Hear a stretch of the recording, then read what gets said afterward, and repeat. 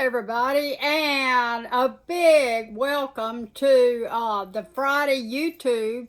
This is Peggy Mercer, and this is my writing YouTube channel, and I appreciate all of you being here today. I did want to say a big hello to some of my friends here that I are watching my video. I wanted to say hello to my great friend Brenda up in Augusta. They have a lot of exciting times going on there because the Masters has gotten underway, and her very smart and handsome sons-in-law, Jim and David, are out there driving golf carts around, and I want to think that they're driving Kelsey and Taylor and, Jelly Roll and all these people around because they say they're all up there, and that does sound like fun, doesn't it? So hello to everybody in Augusta. I know how they roll up there. I've been up there. Now, I did have a friend up in Nashville who told me that her husband is, who is not a well person, is watching the video, and he said to her that he has 5 college degrees and he's got a PhD, but he said that he didn't know this stuff that I'm sharing with you on my YouTube channel for aspiring writers. And he's an aspiring writer. He's written a little poetry, but that's about it. And he told her that he loved my video, that he was just watching it and learning so much. And so I really appreciate that comment. And so we'll get right into what we're going to talk about today. And I have some other people that I want to say hello to. I want to say hello to my girlfriend Judy McConnell down in Navarre Beach, Florida. She lost her mother a few weeks back, and I'm going to talk about her mother on my Monday video because I loved her dearly. We have had a storm come through here the last few days. I've never seen so much rain in my life. It was so muddy that I couldn't get my big car out of the driveway and across the pond and up the hill. But I did get it out this morning, and I thank goodness for that. So a lot of excitement going on around here, and I cannot tell you people how much I appreciate you subscribing to this video, clicking like, hitting the notification bell so you won't be lost when another video comes out.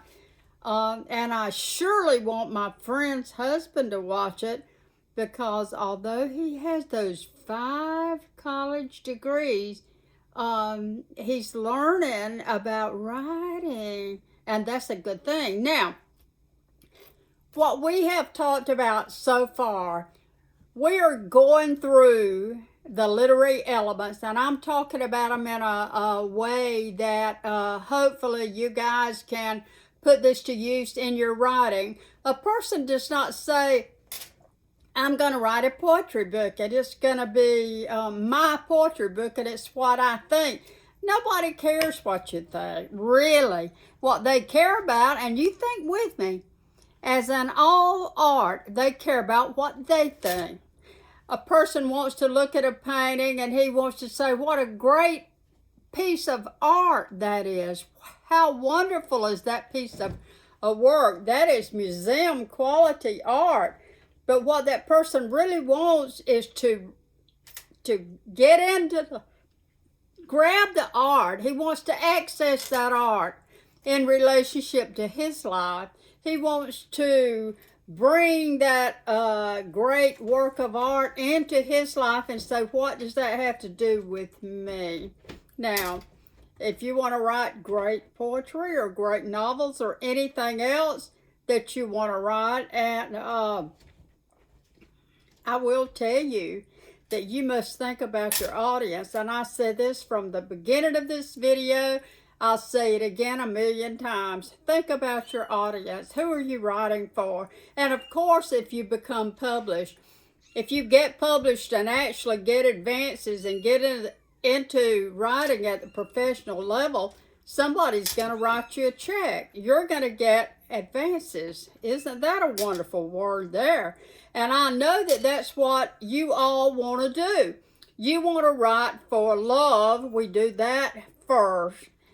And eventually you want to write for money. You don't want to spend your hard-earned money, your money writing whatever you are writing, and nobody wants to read it, and you've got to remind people that you've got this book out, and yet nobody wants to read it, so you wind up giving them away. You know what they do with those books? They throw them in the garbage can when they walk by, because the writing is not accessible to the reader, and it's not that great, and so so what I urge everyone to do is to try to include all of these literary elements that I've been talking about in your writing, because I am here to tell you with a sincere heart and wishing you the best that if you will encourage these elements in your writing, it's no fail. It is for you a win-win as a writer. Now, we've been talking about, we talked about character development. We talked about starting your story where the story starts. We talked about referring and keeping in mind all the stuff about the inverted pyramid used by great journalists throughout the days of my great journalism that I consider pretty good. I was writing for some front page newspapers like the Atlanta Journal, the Florida Times Union, and so on and so forth. And I know all of you people, the stuff is about to slide off of my desk here, but I know all of you people maybe write little poems and on paper and stick them to the next student in your class if you're still in high school. And we all did that, and didn't we just love it and have a good time? But that's where it starts. And we develop this passion for writing. And then we say, well, we're going to be a writer when we grow up, or we start making, we're going to make money someday, and everybody's going to want our writing. So if you're 70-something years old, or 60 or 50, and you still haven't gotten a check, or what they call in New York literati an advance, then you must be doing something wrong.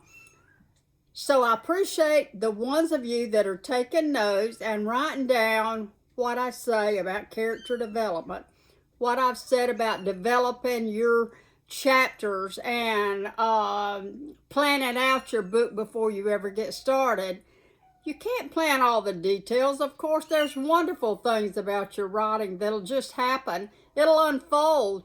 Like Stephen King says, now he says don't plan it out, but and who am I? He sold, like 350 million books, and I've sold 3, but I am here to tell you, and that's not true, I've sold a lot of books, but the truth of the matter is, if you will kind of have an idea of what's going on in your book, and you kind of want to follow and refer back to those notes that you've got, you will stay on track to write a novel that has so many words so that it's acceptable to a publisher that you've been researching out and will just love to offer you a contract on that book. That book has to fit into one of their categories. I don't care how many college degrees that you have. I don't care how many miles you've traveled around the globe and what you've done and what you've seen. None of that matters. What matters is your word count. Is the book gonna fit and have the elements and I hate this word, but maybe even a little bit of the formula that they require for your book. So we've talked about the literary elements that must be in your book. This is not something you can say, well, all this is hogwash. It sounds like cornbread, and she sounds like cornbread sometimes. And that may be true, but I am telling you how to write a book so that you can write your novel. And I know that a girl over in Broxton is trying to write a book, and her name is Wendy Raper, and she does balloons. Hello, and I understand that she's very busy today doing balloons, but I want to say to her, listen to these videos so that you can get the the pure conference. I've done speaking engagements all over the United States of America, and I am so proud that I've been able to teach in conferences and teach in writers' workshops and college classes and stuff about how to write stories that people will love. So I have given you, and we have discussed and shared the literary elements that you must include in your novel. Character development. We talked about character development, where to get the idea for characters. We've talked about those characters and their personalities.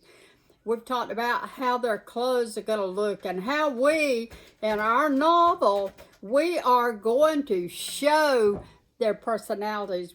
We're not going to tell you that this person had a dry wit. That person's going to say some things that are examples of dry wit, and therefore this writer, which is you and me, we have shown the reader these great details about our novel. So we've studied character development in this session and these videos.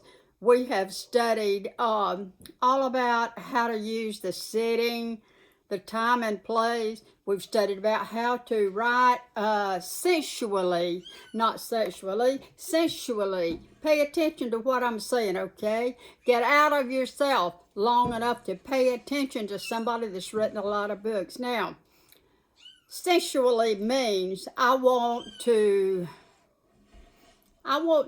show the reader what this place looks like. If I go down to one of my favorite places in the world is the Blue and Hall Marina down up north of Darien, through there on Highway 99. If you've never been up Highway 99 north of Darien, I can tell you, me and Tommy Grantham, one of my cousins that owns a little spot up there, he and I agreed the other day that that is one of the best kept secrets in the world. It is the coast of Georgia, and up that Highway 99. Go by there and see the old Union Church and stop in there at Blue and Hall Marina. If I tell somebody in a book, and I have, that these people went into the Blue and Hall and they sat on benches out there, or they sat on stools at the little makeshift bar, and they watched some of the sailboats maybe, and some of the smaller cruising boats that drop in there, and then cruise on out to Sapelo Island where the Geechee descendants live. You've never been in such an area in your life. It is wonderful. But it's not good enough for me to tell the reader that they stopped at the Blue and Hall. Before that reader gets more than a few pages, I want them to smell that river water. I want them to smell the pilings around the boat when the boat's dropped into the water, and the air, and see the palm trees in the distance over there on Sapelo. Some of those Georgia barrier islands, you've never seen anything like it. It's just beautiful. If you've run out of vacation ideas, I urge you to research a little bit about the Golden Isles of Georgia, and I urge you to come visit that area and then take side routes up the coast.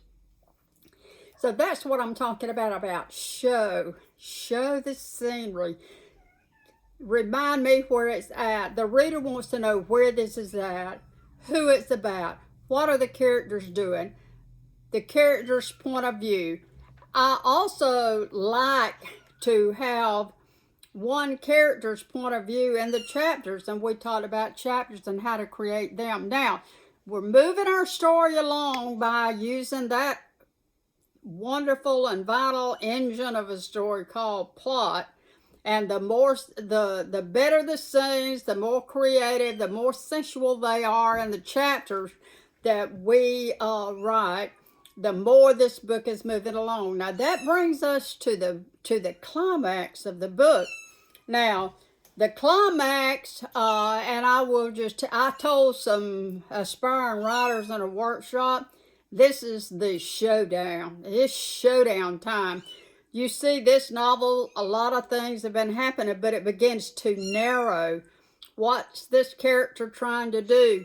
Does he have a problem he's trying to solve? Has he found something and he's trying to decide whether to let it go back to where it came from or whether to keep it, and decide if he can decide what it's all about? It's a little bit like this.